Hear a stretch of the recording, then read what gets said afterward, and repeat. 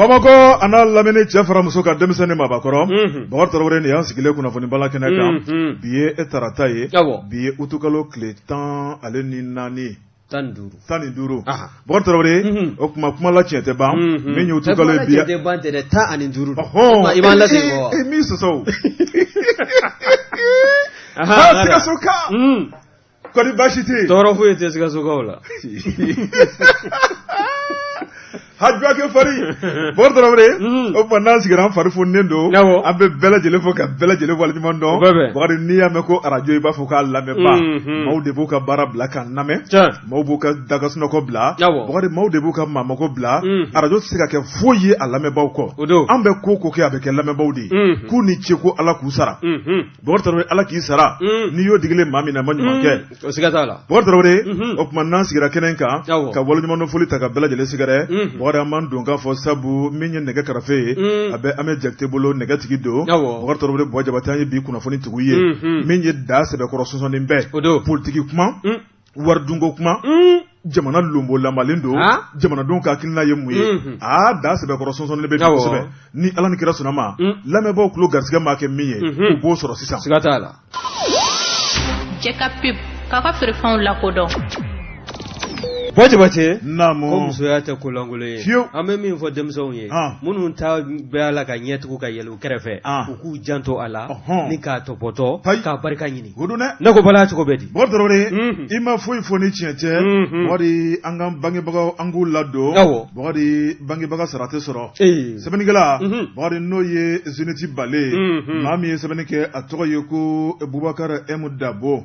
Fasiri Dabo Bakari a ko hali bi an ka ni tosira tɔ guwan a ko e sege Mali de kɔnɔ i b'a bɛɛ ye i b'a bɛɛ mɛn sɛbɛnnikɛla ko Bakari Tarawele a ko nin bɛ se ka kɛ cogo di Bakari a dun kɛra malidenw bɛɛ lajɛlen ɲɛna ko i ma bɔ a la nka Bakari o tun ye kunun ye e ko bi fɛn bɛɛ bɔ a la sɛbɛnnikɛla ko ka dun ka da maranga ka maa wɛrɛ wele k'olu bila k'olu dabira la ka min Bakari ka salo ni ka tila ka nɛmu i b'a fɔ ko Mali taabolo filɛ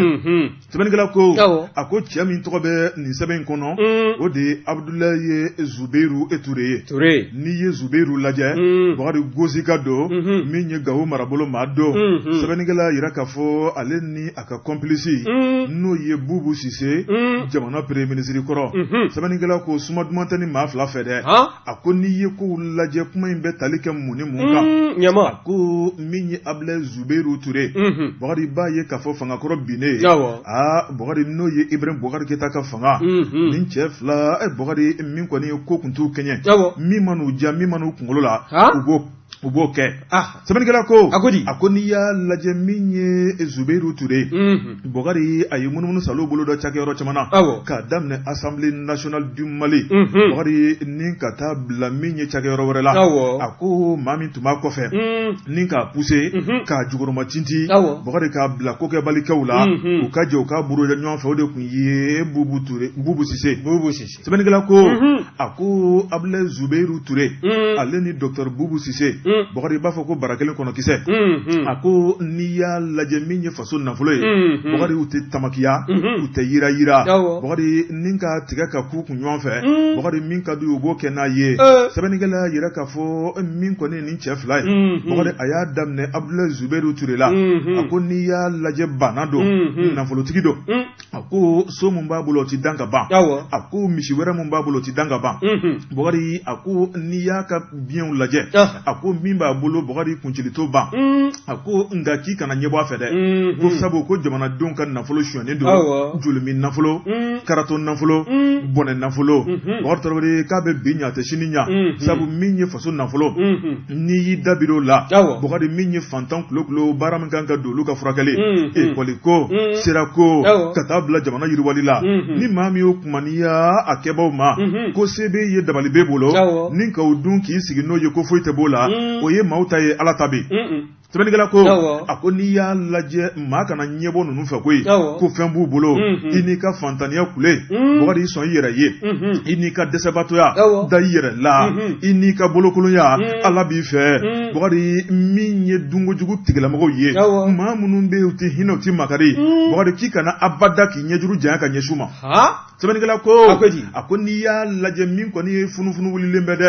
Bakari sabu Abdulaye Zubairu Ture Bakari b'a ye k'a fɔ a ye baara minnu kɛ ka tɛmɛ baara minnu kɛcogo man ɲa Bakari o mankan o wulilen bɛ a ko fanga kura min bɛ bi n'o ye transition ye u ko tile tɛ tɛmɛ dugula k'a ka jɔ Bakari kabini n'u nana u y'a yira k'a fɔ maa o maa ye jamana baara kɛ min ye k'i tɛgɛ don nafolo la Bakari ɲɛmaa dira maa ma ko audit bɛ ta k'a bɛɛ lajɛlen sɛgɛrɛ o de ye sɛgɛsɛgɛli ye ko nin a kɛra kɛcogo minnu na mun ni mun de bɛ yen majɛ jumɛn de bɛ yen a ɲana wa a ma ɲa sɛbɛnnikɛla ko a ko n'i y'a lajɛ jateminɛ minnu kɛra nin maa fila kɔ Bakari k'a ma ɲa koyi sabu foyi man ye o de ye wo ye n'o ye Tinba wo ye o de ye wo ye n'o ye Ngɛlɛ wo ye sɛbɛnnikɛla ko a ko ninnu kɔni Bakari tun b'a tigɛ ka bila u kun sabu min kɔni ye jamana ka marché ye maa min ma n'u ja e de ɲɛda ka d'u ye u bɛ marché ta ka d'i ma Bakari ne de ɲɛda m'u ja e n'u tɛ bara kelen kɔnɔ kisɛ ye u bɛ gɛn ka bɔ yen sɛbɛnnikɛla ko hakilina jiginna min ye jamanakuntigi kɔrɔ ale ka deuxième mandat o labɛnw kɔnɔna ye Bakari maa minnu ni Sumayila Sise tun bɛ gɛrɛɲɔgɔnya la sɛbɛnnikɛla yira k'a fɔ Bakari Tarawele olu kɔni kumandiyara fɛn caman ma olu kɛra maa mango ye i n'a fɔ olu Boubacar Diallo Cheikh Modibo Jara Maître Muntaka Tall Choguel Kokala Maïga Cɛbilen Darame sɛbɛnnikɛla ko ninnu kɛra maa mango ye Bakari u mana bɔlaw don ko la o bɛ kɛ kojugu ye u mana fɛn fɛn fɔ o bɛ kɛ kojugu ye sɛbɛnnikɛla yira k'a fɔ Ala ni bana fila Bakari min kɔni marché dɔw bɛ yen k'o tɛ di maa ma ni miliyari tan t'i ka compte kɔnɔ sɛbɛnnikɛla ko a ko Bakari n'i y'a lajɛ o marché n'o taara k'o di min bɛ tigɛ k'a d'olu yɛrɛ ma Bakari o ye marché wari tilancɛ ye i b'a kalama Buwa Jabate avion min saliko kɛra mankan ye bɛ ka taa na n ko avion a piège taara minɛ fo Kodowari baaraw bɛ a surafɛn hɛngɛ kana siga maa min taara minɛ fana a tigi b'a yɛrɛ dɔn hɛngɛ don i b'o fɔ n ye sɛbɛnnikɛla ko Bakari n'i y'a lajɛ min ye o marché ye Bakari n'o taara k'o di i b'a ye k'a fɔ olu ka tɔrɔmɔɲɔ olu ka tabali jukɔrɔ wari n'o ye surafɛn ye Bakari n'o dir'olu ma hali n'i ma marché kɛ Bakari olu kɔni y'u ta sɔrɔ ka ban u mago t'a tɔ la o kɛra engrais kunda o kɛra min ye jamana ka subvention caman bɛ yen o taara ni k'olu bɛɛ lajɛlen sɛgɛrɛ sɛbɛnnikɛla ko Bakari min kɔni ye Zubairu Ture a ko e ko a bɛ bɔ ni jɔ kɔnɔ de Bakari sabu jɔ in a ɲɛ ka misɛn min ye jɔnmisɛn n'i y'a fili ji la kumaba fara misɛnman kan a b'a bɛɛ lajɛlen salo ka bɔ n'a ye a ko min ye Abdulaye Zubairu Ture ye a b'ale ni pôle économique maaw ni ɲɔgɔn cɛ min ye Bubu Sise Bakari kɛ kɔni b'ale kɔ kabini waati jan ale kɛmɛ ka min ye sentigɛ ni kolaban ale kɛmɛ k'o ta sabu min ye munumunu salo ye Kodowari ale ni Niger ale b'o o ni ɲɔgɔn cɛ sɛbɛnnikɛla ko a ko n'i y'a lajɛ Bakari dɛmɛbaa wɛrɛ b'u la koyi minnu bɛɛ lajɛlen bɛna wele sabu maa o maa k'e de jamana nafolo dun Bakari Tarawele ko nin ko in tɛna bila ka laharama kɔnɔ dɛ a bɛɛ lajɛlen bɛ kɛ diɲɛ ko ye kunnafoni filɛ nin ye an ye min bɔ Zeniti balen kɔnɔ a ka bi bɔli don Zeniti balen ka Fasiri Dabo fo Buwa Jabate n tɛgɛ bila n k'i sɔn o tɛ maa ɲumanya ye n'i ye n tɛgɛ don ni sɛbɛn bɛ bɔ sɛbɛn minnu k'a ma ko Zeniti balen Zeniti balen nin ye BVG olu fana ye kunnafoni in sɔrɔ bureau du vérificateur général ka kunnafoni di sira fɛ n'i y'a ta k'a lajɛ min ye an ka foroba cɛkɛda dɔ ye n'a ka baara ɲɛsin bɛ saraba boli o lakanali baaraw ma n'a bɛ wele ko agence nationale de la sécurité routière bakurunbala an k'a ma ko ANASER vérificateur ka munumunu sa ale baalen kɔ olu ka yɔrɔ kofɔlen in na i b'a ye k'a fɔ sɛgɛsɛgɛliw taara bɔ dingɛba min kan o nafolo mugu n'i y'a ta k'a lajɛ a bɛ t'i jɔ sefa wari 480 ani 84 a n'a kunkan fɛ n'i y'a ta k'a lajɛ vérificateur ko k'ale waati jange a b'a la ka ko sɛgɛsɛgɛ nka min ye agence nationale de la sécurité routière ye ANASER o kɔni olu b'a la ka nafolo kɔni bolofilala dunde u b'a la k'a kɛ ɲisɔn ni jugusɔn ye wa fo min ye sugubulonw ye n'o ye marchéw ye u mana ta ka kalifa u la a bɛ di dɔnbagaya kunda wa a bɛ di cogo min ka di u ye wa n'i ye kɔrɔfɔ in lajɛ hakilinajigi min ye ANASER ye a sigila sen kan ni ordonnance numéro 09003 ye PRM du 9 février février do tile kono do san 2009 wa ni ya lajɛ fana sariya bolo dɔ fana nana ni ga ko tɔ sɛbɛntiya n'o ye loi numéro 09006 ye min n'o ta la juin kalo dɔ tile 5 san 2009 wa a ye min ye anazɛri ka baaraw a y'o bɛɛ lajɛlen fɛsɛfɛsɛ ka taa o de ye ale de bɛ hakilinaw ta ka tila ka fɛɛrɛw sigi sen kan waasa min ye jamana ka baara minnu n'o bɛ boloda siraba kan kasarako la olu bɛ se ka ɲɛ jamana bolo cogo min na wa n'i ye ko in ta k'a lajɛ e ko a ma kɛ jigi waaro ye wa n'i ye anazɛri lajɛ i b'a fɔ jigi waaro cɛkɛda n'i ye anazɛri lajɛ a fɔ nafolo n'o ye foroba nafolo jugujuguyali ye o cɛkɛda don n'i ye anazɛri lajɛ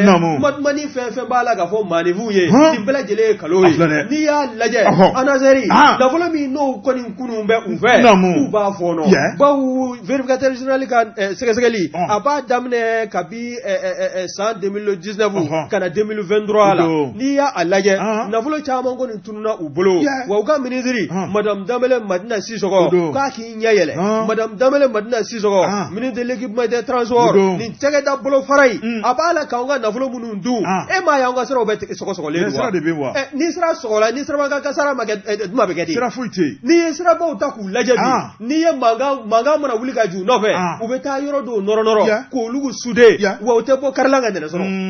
an ka sirabaw n'a ma lajɛ nin cɛkɛda min filɛ nin aw ko k'aw bɛ siraba ka kasara k'aw b'o de kɛlɛ ka taa sɔrɔ taabolo wɛrɛ bɛ aw la n'o de ye ka jamanadenw jigi tigɛ bawo aw man ka nafolo min bɛ yen n'o t'a la ka labɔli kɛ o min bɛ bila wagande kɔnɔ k'o bila ninnu ka bolo kan u b'a labɔ n'u yɛrɛ ka fɛɛrɛw ye min ye taabolo ni dibi wale k'o baaraw boloda nafolo in bɔli la ni k'a dun cogo min ka di u ye min ye colonel Assimi Goïta ye ka taa se camancɛrɔ fanga fagabolo ɲɛmaa ma docteur Sogɛli Kokala Mayiga k'a ka i kɔfilɛ ni cɛkɛda in na bawo sɛgɛsɛgɛli min bɔlen filɛ ka kɛ ala ni vérificateur général ka n'a ka wulikajɔ a kɛlen kɔ ka bɔ ni nafolo dingɛ kan anazɛri kɔnɔna na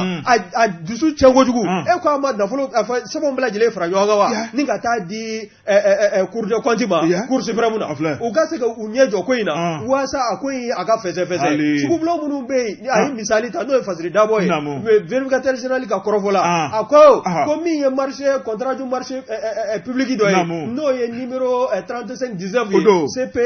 CPMP n'o ye MTI ye n'o t'a la ka bɛn san 2020 ma wa a tun bɛ la ka ɲɛsin fɛn min ma o de ye an ka da dumunifɛnw dɛ olu ka taa ta ka bɔ fan dɔ fɛ ka na n'a ye jamana kɔnɔ o sugubulon ma bɔ a sira fɛ nafolo min fana donna o ko ta fɛ n'i y'o lajɛ CFA wari miliyɔn 30 CFA wari la o de donna o ko ta fɛ wa min ye o produit alimentaire ye k'olu donni ka bɔ jamana kɔ kan u ma na ni o ye nafolo min bɔra ka di u ma fana k'u ka taa ta ka na nafolo ma ye n'i ye ko in ta k'a lajɛ ko yalima ko jamana bɛ na to nin filamuru baara in na wa k'an donni ne yalima jamana in a bɛ se ka ɲɛtaa kun sɔrɔ wa a ko kɔnɔ a bɛ kɛ gɛlɛya ye n'i ye ko in lajɛ min ye anazɛri ye a kɛn bɛ cɛkɛda ye bi maaw ɲugun bɛ cɛkɛda min na cɛkɛda n'o ye anazɛri ye agence nationale de la sécurité routière taabolo cɛjugu bɛ u la suɲɛli wale fari dan bɛ u fɛ maa o maa bɛ a ko kɔnɔna na u bɛɛ lajɛlen ka sɛgɛsɛgɛ ka taa se fo ɲɛmaa ma nin ko ye sɛbɛn min na an y'a sama ka bɔ Zénith bale kɔnɔna na olu y'a sɔrɔ bureau vérificateur général u ka bolo kan info matin bɔtɔrɔ maa min ye sɛbɛnni kɛ bakari o na kɛ la rédaction ye bakari u bɛɛ lajɛlen jɛra k'a sɛbɛn bakari k'a tɛ tiɲɛ fan bɛɛ lajɛlen kɔnɔ min ye états généraux sur la migration ye bakari min ye CSDM ye bakari k'u nisɔndiyalen bɛ bi kosɛbɛ sɛbɛnnikɛla ko a ko n'i y'a lajɛ bakari min ye assise nationale de la refondation du Mali bakari o kɛnɛ min sigira min ye colonel Assimi Goïta nalen bakari malidenw wulila ni ka t'u sigi minɛn kelen kunna ni ka woloma k'a ɲɛnabɔ mun ni mun de kan ka boloda o sen fɛ min ye CSDM ye bakari olu y'u ka ŋaniya bɔ ka bi an bɛ don min na ko bi fo malidenw ka ɲɔgɔn sɔrɔ bakari kɛnɛba dɔ kan n'o ye jagarija kɛnɛ ye bakari ni ka kuma tungako la min ye tungako ye bakari tulonkɛko tɛ sabu n'i ye jamana in lajɛ kabini jamana in bisimila fa haramani bakari min y'an ka jamana dɔmini tungafɛta ye bakari tungafɛ wari bɛ min ɲɛ Mali kɔnɔ bɛɛ lajɛlen b'a dagosi sɛbɛnnikɛla ko a ko n'i ye CSDM lajɛ bakari u ye min fɔ jamana marabaaw ɲɛmaw ye o kuma min kɔni état généraux ye o ko in o ka boloda e ko min ka hakilina y'a taara compte la koyi sɛbɛnnikɛla ko a k'u ka laɲini jamana ɲɛmaw sɔnna ma min ye colonel Assimi Goïta min ye docteur Choguel Kokala Maïga min ye gouvernement maa bɛɛ lajɛlen a ko u ka laɲini bɛ mun fɔ Bokari Traoré o de ye kɛnɛ dɔ ka sigi Bokari min ye tunkarankew ka wele ka na tunkarankew u ni maa minnu da bɛ file kelen na tunkarankew baarakɛɲɔgɔn u jɛɲɔgɔn bɛɛ lajɛlen ka ye kɛnɛ kan sɛbɛnnikɛla ko a ko ni Ala ni kira sɔnna ma nin kalo in tile 16 Bokari a tile 17 a tile 18 n'o ye utukalo ye Bokari ye kɛnɛ in a bɛ dayɛlɛ min kɔni ye kɛnɛ in ye a ɲɛmaya bɛ gouvernement yɛrɛ bolo Bokari b'a ye k'a fɔ tigɛ wɔrɔ ɲɔgɔn kɔ fara ka ca sɛbɛnnikɛla ko a ko min ye CSDM ye maa min b'o kunna o de ye Mohamed Cherifu Aïdara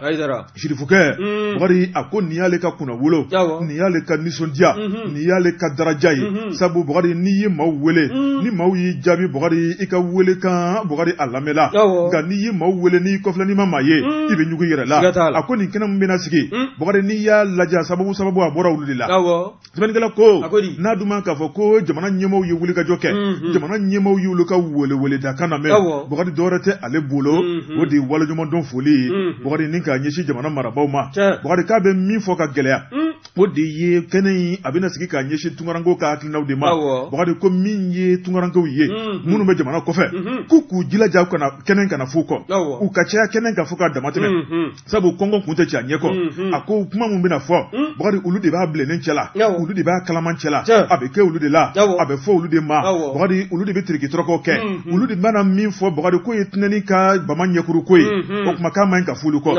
sɛbɛnnikɛla ko maa minnu bɛ jamana kɔnɔ maa minnu ni tunkarankew da bɛ file kelen na Bokari kan fana bɛ se ka ye kɛnɛ kɔnɔ ka caya nka min kɔni ye a jama fankirima o de kan ka kɛ kɔfɛmaaw ye sabu n'olu ye min fɔ o de kan ka ta ba la sɛbɛnnikɛla ko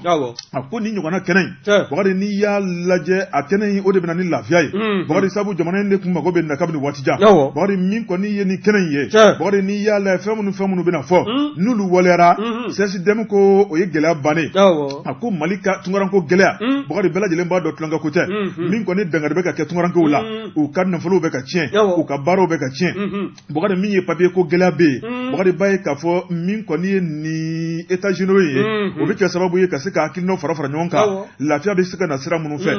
sɛbɛnnikɛla ko a ko min ye Mohamed Cherifu Aïdara n'o ye CSDM ale ɲɛmaaba ye Bokari min ye lafasatɔn min don Bokari b'a ye k'a fɔ ale kɔni nana i b'a ye k'a fɔ min ye tunkarankew ka hakilinaw sabatili la Bokari kabini a nana min kɔni ɲinɛ ye e k'o kɛra dɔw kɔ sabu i b'a ye k'a fɔ tunkarankew ka gɛlɛya Mohamed Cherifu Aïdara k'a bɛ wulikajɔ kɛ ka taa don fo tasuma cɛ la ka t'u wɔgɔbɛ ka bɔ degun na ni k'u lafiya sɛbɛnnikɛla ko a ko min kɔni ye fanga kɔrɔ ye maa min ye nin baara in nun don n'o tɛ bi o de ye minisiri kɔrɔ ye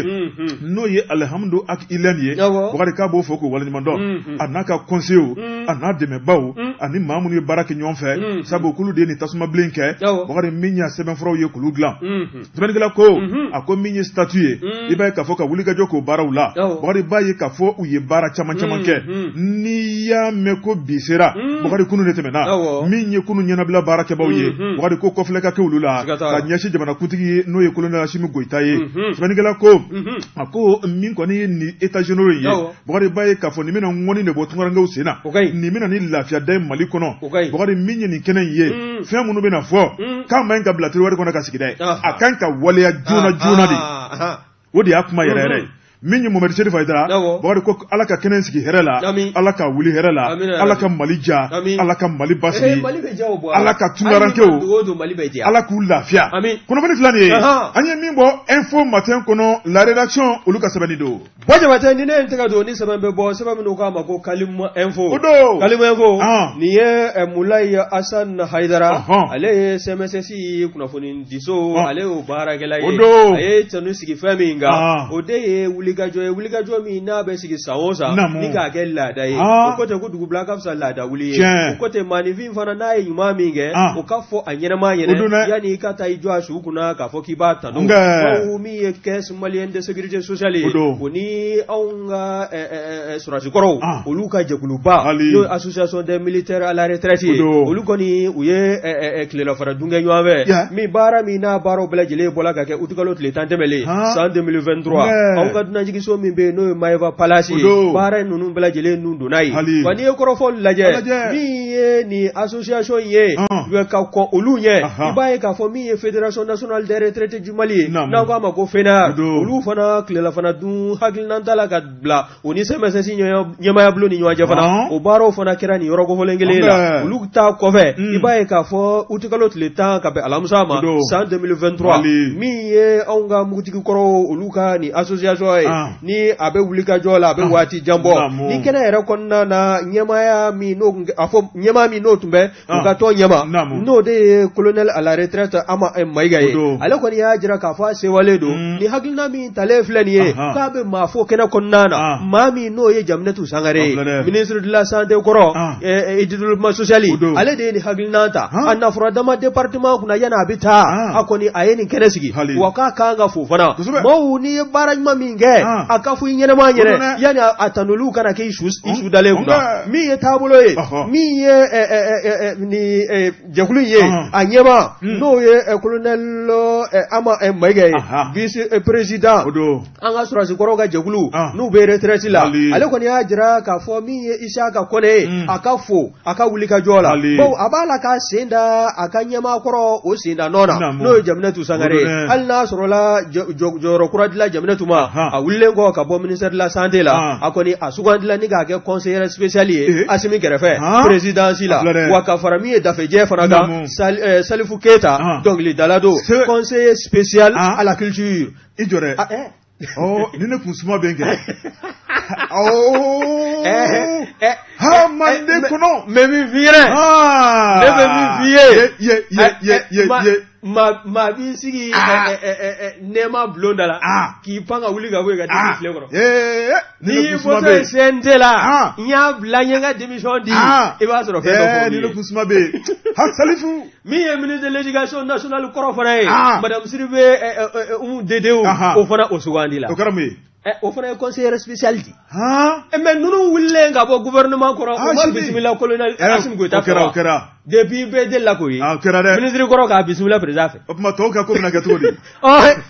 place be yinu la o bala ko ko telia mais ye wulle ka joye iba ka fo ni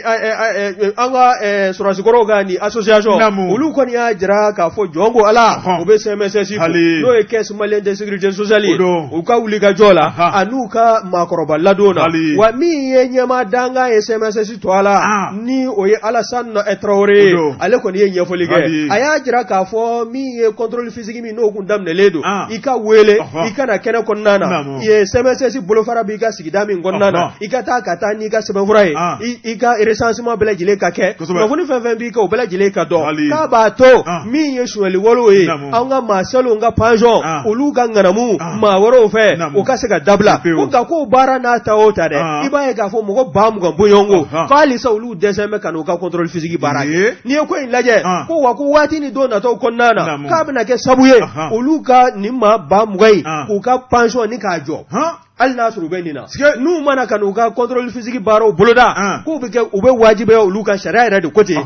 uka pension ni ka tige ni ko in ta ka laje ka kunte dore mamunu be dibidibi wala la cege da konnana ka to ka shuga warta ka du ka suru te ni na ko ka dabla furodi ka kele fula meru ka kele dungo jugo ya ka kele ka bojo mana kono wan bala jilenga la yini ode se message fana ya jira ka fuka kalika yo wa mi isa ka ye katasi aka danga ma no Alassane Traoré no bala jile ya jira ka fo ni ngoni ye ladaye mi sigila jamnatu sangare ve ka to ministre de la santé ala ko wa kwa be to sina fana ko ka tafu wati mingela ni we sebe mina ya saba ka mo kalimu info konnana Moulay Hassan Aidara ulu fana ya soro uka strafe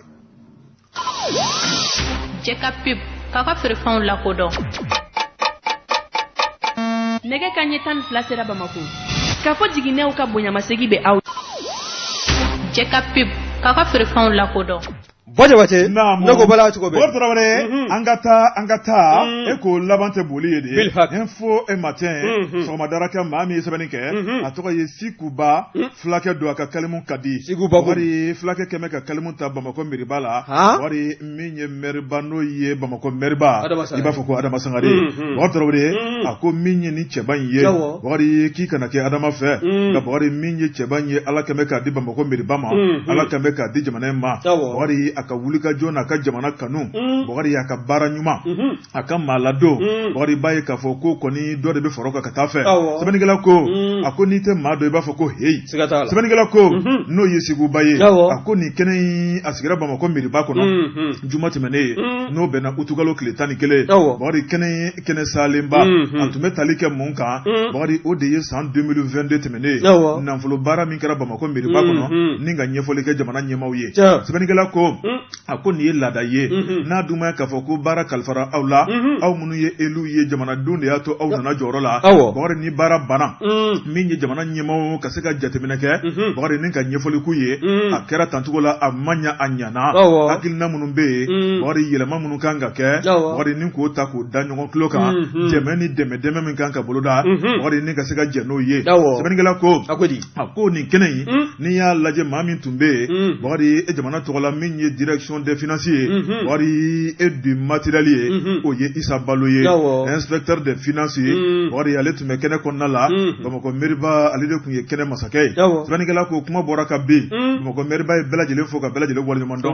minyi Bamako Meriba conseiller wari ka tabla Meriba chakelaw la service technique la wari minyi dugutigila kawye ni ngona kene te sigulu ko belajele mi ye kene ka ako en 2022 wari agalera foka damateme Bamako Meriba ka na folo kunda sebenigala ko ako nafolo asoro yoro kacha nafolo abara tekene akilna doko ako janko ambe beje fanga mina no ye décentralisation démocratie bori baye ka fo décentralisation ka kekanya ka bodala folila ka waliya ka do adugo won ko nawla fo jamana de ka ngania ka yira Meribala bori baraka sika kekanya sebenigala ko untanya be malila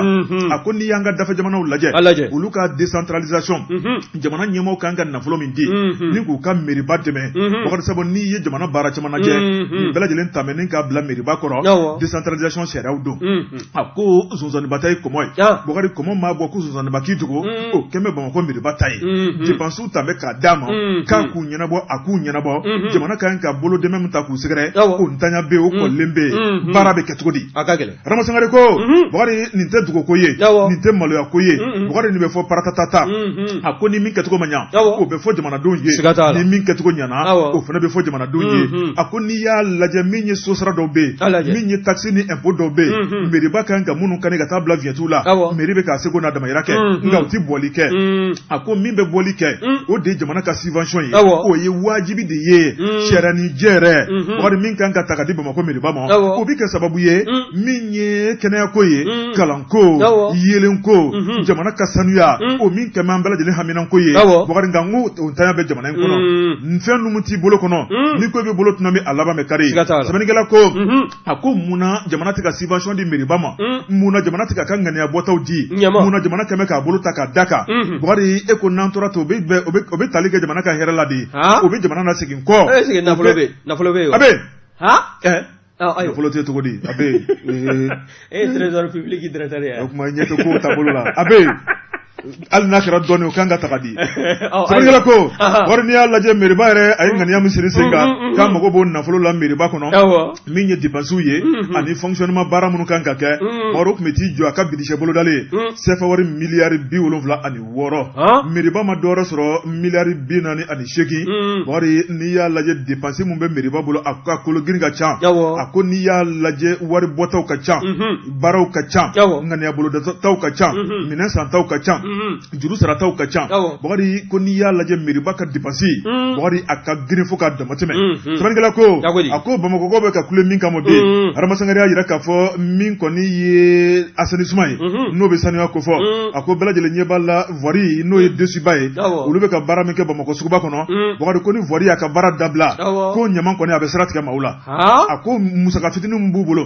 ube ka nyaman chano ye shuwo shufu ka tafo ko dugu jera voiri tesiki abada bogari sunɔgɔ t'u ɲɛna sufɛ bakari bɛ yi furanu kɛ u bɛ ɲamaw cɛ o ye se fitinin minnu b'u ye dɛ o tuma ko maa da y'i se ye bakari ni jamana yɛrɛ a ka ŋaniya yira o tuma ko ɲamanko kuma fɛn fɛn bɛ Bamakɔ yan bakari k'u b'a bɛɛ lajɛlen da ka ta ka bɔ jamanadenw da la nka min ye jamana ye bakari ka nafolo o dili o balilen bɛɛ sɛbɛnnikɛla ko a ko n'i ye ko taabolo lajɛ Bamakɔ mɛriba Adama Sangare a y'a yɛrɛ k'a fɔ min ye jamana ɲɛmaw ye bakari ko min bɛ ta k'a f'u ye sabu maa min yɛrɛ tun bɛ kɛnɛ kɔnɔ o ye jamana ka ciden nafolo kunda o tuma k'u k'a kɛ cogo bɛɛ lajɛlen la lafiya bɛ se ka na cogo min na Bamakɔ sigibagaw la Bamakɔ yebaw la bakari min ye sanuya sira ye min ye kalanko ni kɛnɛya sira ye bakari min ye jamana yɛrɛ ɲɛda yɛlɛmali ye k'u bolo fila don Bamakɔ mairie kɔrɔ Mali kɔnɔ o de kɔlilen bɛ a bɛɛ kana kɛ ɲuguɲugu ye a bɛɛ kana kɛ ɲaamɛ ye a bɛɛ kana kɛ dimi ɲɔgɔnkɔrɔya ye walima a bɛɛ kana kɛ bakari politikiw kɛlɛw ye bakari baara tɛ taa min kɔ ko ka boloda joona joona sabu tigɛ wɔrɔ ɲɔgɔn kɔ fara ka ca i b'a dɔn yɔrɔ in na ne hakilina ye min ye e yɛrɛ ɲuman ko ne hakilina tɛ ko sɛbɛnnikɛla hakilina ne hakilina ye yɔrɔ min ye nin na pour que nafolo ka sɔrɔ minnu kɛn bɛ k'an ka nafolo sonya foroba nafolo jamana ka nafolo sonyalen bɛ minnu fɛ n'u u bɛɛ lajɛlen sɛbɛntiyalen don u k'u bɛɛ minɛ u kama u k'an ka nafolo bɔ a bɛ don nin ko da bakari kɔni y'i dala maa de o ko bɛ sen na mɛ u bɛ fɛ ka sumaya de juma o juma e ka t'i munumunu pole économique dala bani i bɛ mobili fimaw jɔjɔlen minnu kun bɛ jinɔgɔ sira n tɛ ne tɔgɔ bakari diɲɛ sɔgɔmada caman e ka kini nɛ i ka kini sogontan bɛ sen kɔnɔ ka tɛmɛ olu ka kini sogoma kan bi e b'i da i ka fantansoni kɔnɔ ka sunɔgɔ f'i bɛ gɔrɔntɔ bakari sunɔgɔ olu b'u da bi sunɔgɔ ka haramuya bakari e b'i ja n'olu ye bi dɛ kunu nisɔndiya bi jatigɛ kunnafoni filɛ nin ye an ye min bɔ info matin kɔnɔ Sikuba ale ka sɛbɛnni Sikuba ka fara info matin faserejakulu kan an b'u bɛɛ lajɛlen fo Bajabate ni ne n tɛgɛ don ni sɛbɛn bɛ bɔ sɛbɛn minnu k'a ma ko le Cikan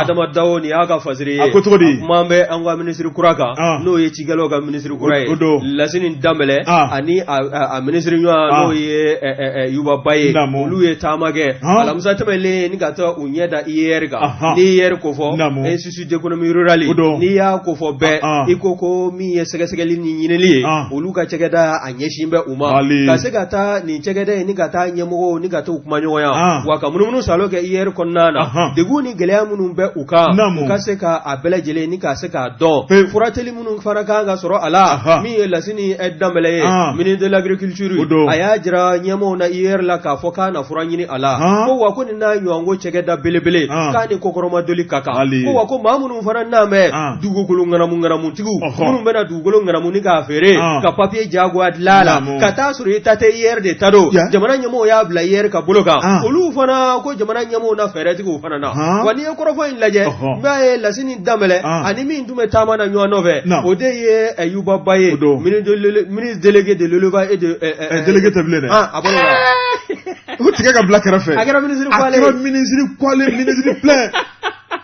o ɲɛna délégué janw bɛ kunnafoni anw bɛ kɔfɛ i na n kɔ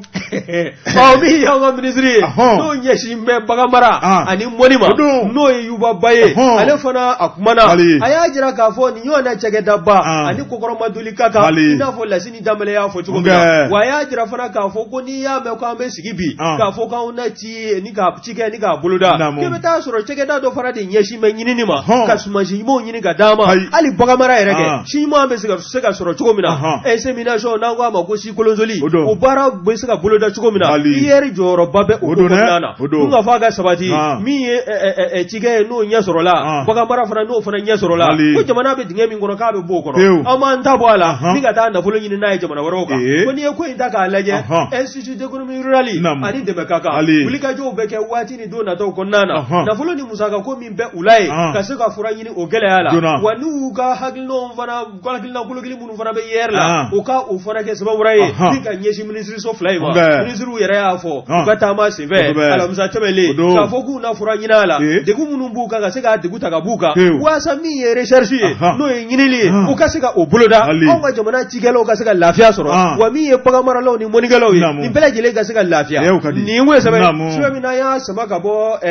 le Cikan kɔnɔna na min ye Adama Dawo ye a ka fasiri o tarawele l'indépendant maa min ye sɛbɛnni kɛ Bakari o na kɛ la rédaction ye u bɛɛ lajɛlen jɛra ni k'u ŋaniya kɛ kelen Bakari a ko min ye ye CEDEAO ye bɔgɔdi hali bi juru kɔni angɛnɛnen bɛ u ni ɲɔgɔn cɛ CEDEAO ɲɛmaaw bɔgɔdi n'o ye an ka farafina tilebiyanfan ɲɛmaaw ye olu ni Nigeri o marabaw min ye maraba kuraw ye bɔgɔdi sɛbɛnnikɛla yira k'a fɔ k'u bɛ ka yɛlɛma sabu n'i ye CEDEAO ɲɛmaaw ka kuma lajɛ bɔgɔdi o de ye kɛlɛbolo kɔni k'o lawuli ka taa min ye sɔrɔsiw ye k'u bolo wɔgɔbɛ Mohamed Bazoum bolo janbew gɔnɔ na dɛ n'u k'o wɔgɔbɛ ka bɔ yen ka Bazoum wuli ka taa sigi a ka fama sigiyɔrɔ la o kuma k'o de ye olu ka masakɛ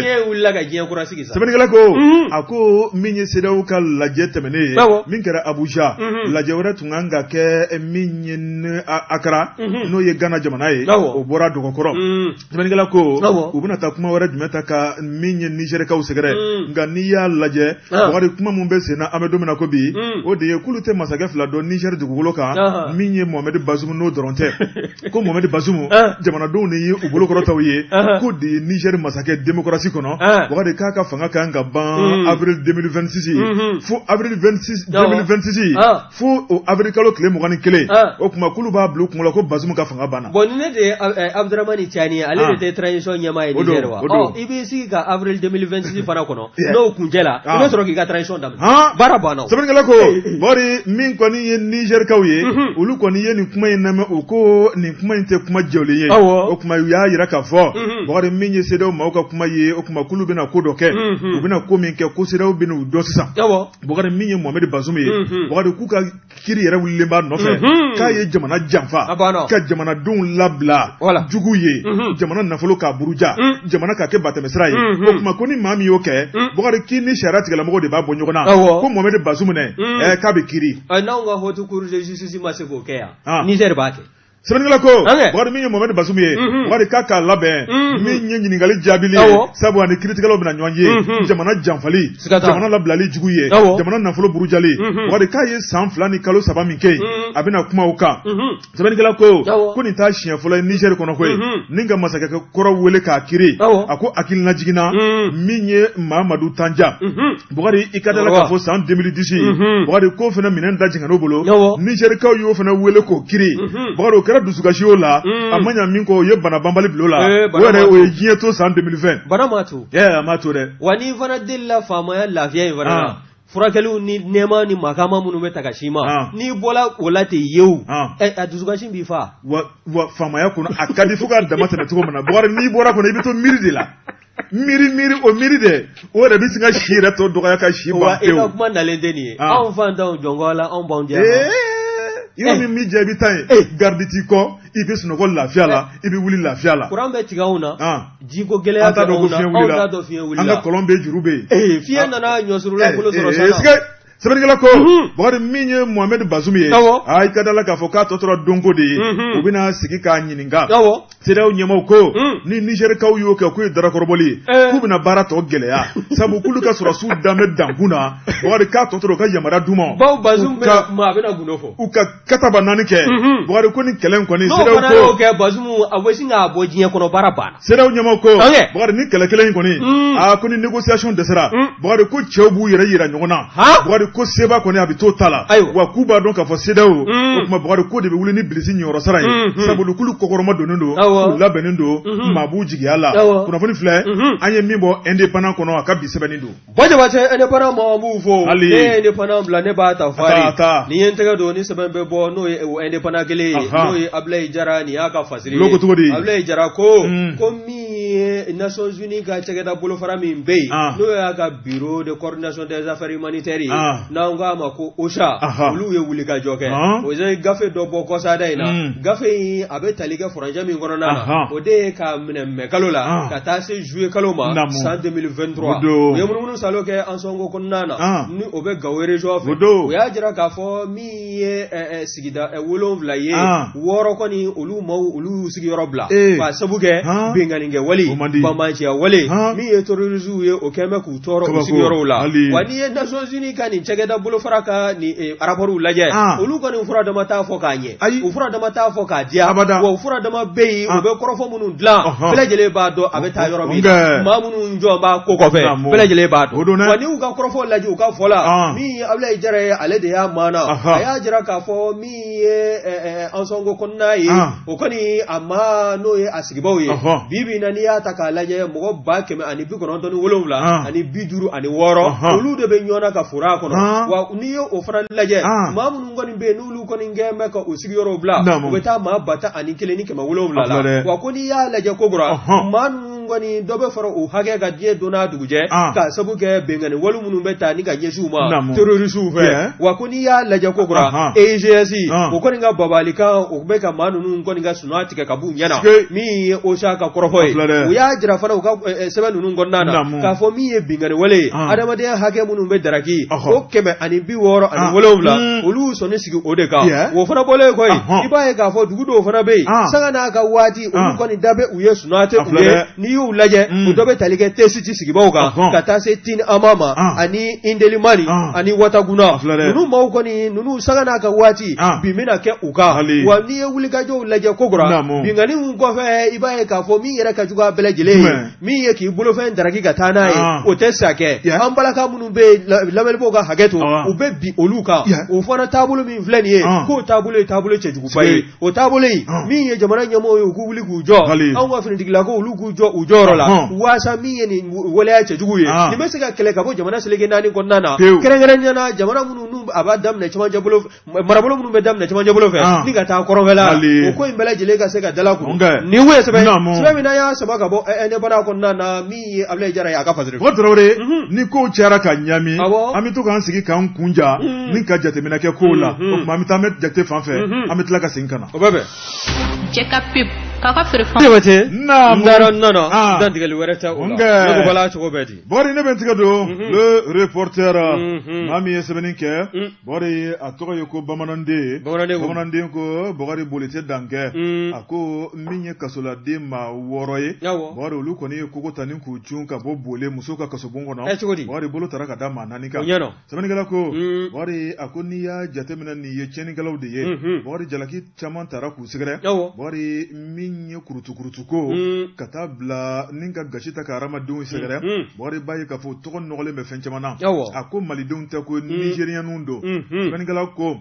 a ko nigérienkaw kɛmɛ bɛ ka jamana in sɔsɔn Bɔkari bɛɛ n'a ka taabolo don Bɔkari b'a ye k'a fɔ dɔw ka baara ye damanda ye dɔw yɛrɛ ta ye yɛrɛ jago ye dɔw ta ye ko wɛrɛ ye sɛbɛnnikɛla ko min ye nin maa 6 ye Bɔkari bolo taara ka daw kan k'u bila Bamakɔ musow ka kasobonba n'o ye Bole ye commune 6nan na Bɔkari b'a ye k'a fɔ u ye kogo de kɔni ta Bɔkari u ye kogo ta cogo di sɛbɛnnikɛla ko a ko n'i ye jateminɛ kɛ nin maa 6 Bɔkari musow ka kasobon nu fil de fer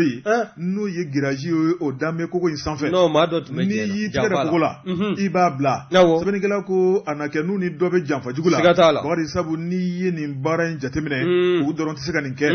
a ko u dun ma bɔ da fɛ sɛbɛnnikɛla ko a ko nin maa 6 kɔni bɔra kogo de fɛ Bɔkari u bɔlen u y'u tila 2 olu taar'u tayɔrɔ la 4 olu ye ɲɔgɔn bolo minɛ ni k'u kunda Keɲeba kan sɛbɛnnikɛla ko yɛrɛ bolo k'u tɛ ye sa kɛ sɛbɛnnikɛla ko min ye maa 4 ye olu kɔni taar'u da damanda la ye Bɔkari b'a ye k'a fɔ n'o ye kilomètre 430 ye olu sera Keɲeba yɛrɛ kɔnɔna la tile 1 dɔrɔn bolo taara ka da u kan sɛbɛnnikɛla ko min kɔni finitigilakaw olu ye tana gosi k'a daminɛ polisiw ka ɲɛmaaso gendarmerie Bɔkari y'u ka dogodogoni kɔnɔnaw bɛɛ lajɛlen lajɛ ni maa 6 min bɔra musow ka kasobonba kɔnɔna la Bɔkari y'u ka se k'a lajɛ cogo min na tigɛ bɛ se ka ta ka da u kan o tuma Keɲebakaw y'u kankɔrɔta n'u ye o tuma k'olu ye maa 4 minɛ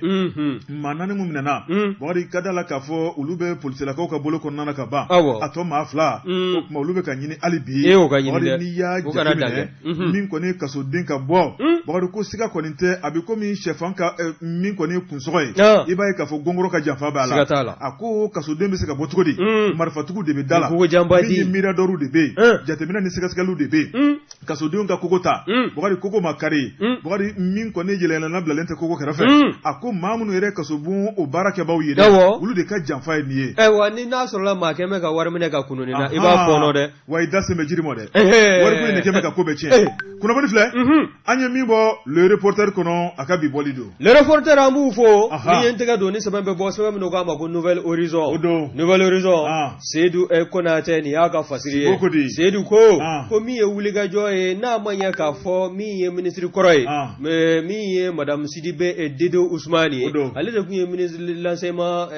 ministre de l'éducation nationale ye n'a ma ɲɛ k'a fɔ a wulela ka bɔ yen maa min bilala nɔ na o de ye Amadou Si Sawane ye professeur Amadou Si Sawane ale kɔni a ye maa dɔ bisimila ka ministre so kɔnɔna na o ye min ye alamisa tɛmɛlen ka bɛn utikalo tile 10 ma san 2023 o ye maa joli ye o de ye Oclei président ye n'o de ye Mumini Gindo ye Mumini Gindo a fana ma taa a tɛgɛlankolon sɛbɛn dɔ tun b'a kɔngɔn na ka t'o di ministre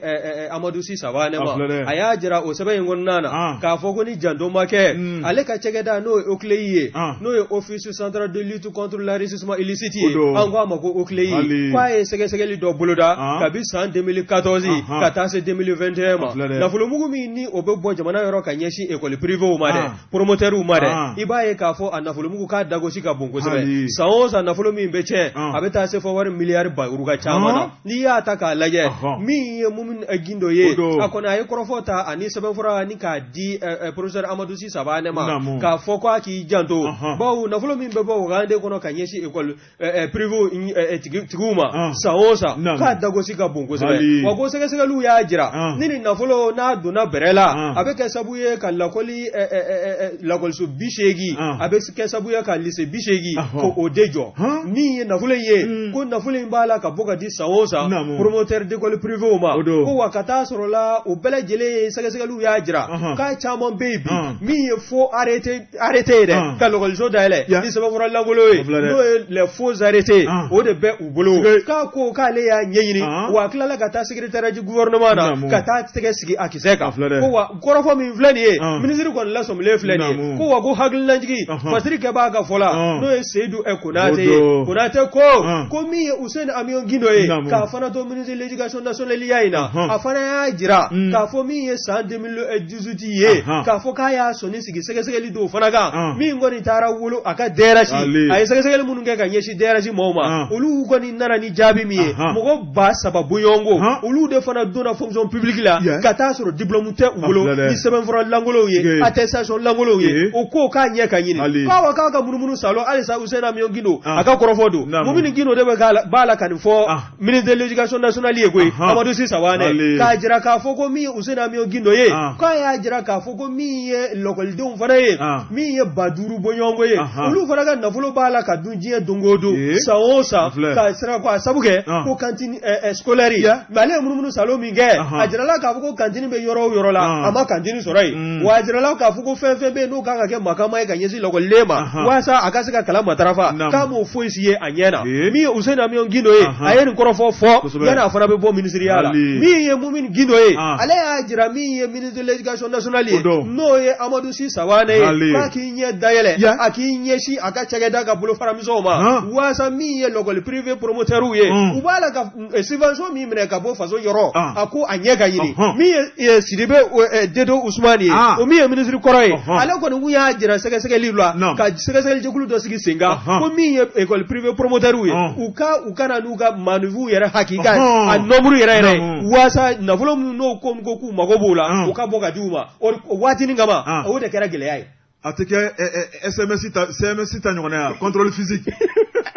o de fɔla o min ye madame Sidibe Dedo Ousmane ye a kun y'o de fɔ contrôle physique ka bolo la jɛkulu dɔ sigina ka t'o baara fana kɛ koyi a jirala k'a fɔ u b'a la ka écoleden hakɛ min fɔ k'u b'u ka bolo kan ni faso kan k'o nafolo bɔ ka di u ma dɛ k'o hakɛ tɛ yen jamana bɛ jɔnni k'a kan n'an m'an cogo dɔn